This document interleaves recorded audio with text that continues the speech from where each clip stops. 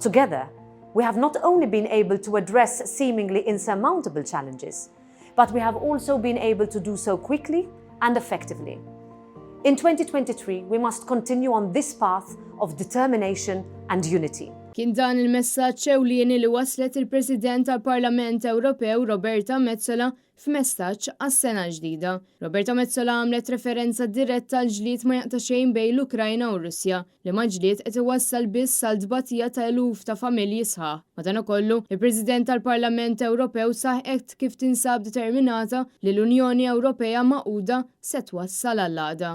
If history, and this year especially, has shown us anything, it is that the European Union comes out of crises stronger and more united. And so I am convinced that together we can do it. Il-President tal-Parlament Ewropew tkellmet ukoll dwar l-isfidi li pajjiżi Ewropej qed jgħaddu minnhom ta' kuljum fost dawn hemm l-inflazzjoni, l-qerda tal-ambjent u l-protezzjoni tal-valuri tad-demokrazija, ġustizzja u solidarjetà. It means ensuring that our economy, our environment and our security are seen as equally essential.